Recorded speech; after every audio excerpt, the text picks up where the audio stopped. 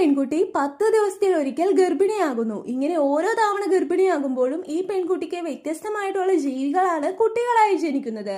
ഒരു തവണ എലി ജനിക്കുന്നു, മറ്റൊരു തവണ കറുത്ത പാമ്പ് ജനിക്കുന്നു. എന്നാൽ ഇവയൊന്നും അവളുടേതല്ല. അവളുടെ അനിയത്തി ഗർഭപാത്ര മന്ത്രം ഉപയോഗിച്ച് നിർബന്ധപൂർവ്വം ഈ പെൺകുട്ടിയുടെ ശരീരത്തിനുള്ളിൽ തള്ളിക്കയറ്റിയതാണ്.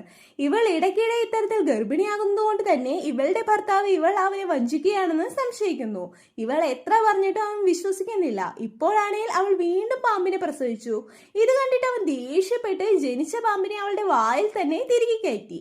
അതിനുശേഷം ഈ പെൺകുട്ടിയെ കൂടുതൽ അപമാനിക്കാനായിട്ട് കുറെ ഭൂതങ്ങളെ വരുത്തിയിട്ട് അവളുടെ അനിയത്തിയെയും കൂട്ടി അവിടെ നിന്ന് പോയി.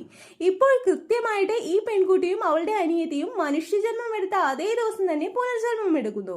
കഴിഞ്ഞ തവണ അവളുടെ അനിയത്തി തിരഞ്ഞെടുത്തതിലായിരുന്നു ഗർഭപാത്ര മന്ത്രം ഉണ്ടായിരുന്നത്.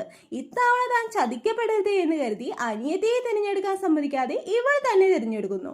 അതിനാൽ ഈ പെൺകുട്ടിക്ക് രക്തവഴി പരിണാമം ലഭിക്കുന്നു. ഇത് ഉപയോഗിച്ച് അവൾക്ക് ഏത് ജീവിയെയും ദൈവിക ജീവിയായിട്ട് മാറ്റാൻ കഴിയുമായിരുന്നു. സഹോദരിക്ക് കൊടുത്ത പണി എങ്ങനെയുണ്ട്? കമന്റ് ചെയ്യാൻ മറക്കല്ലേ.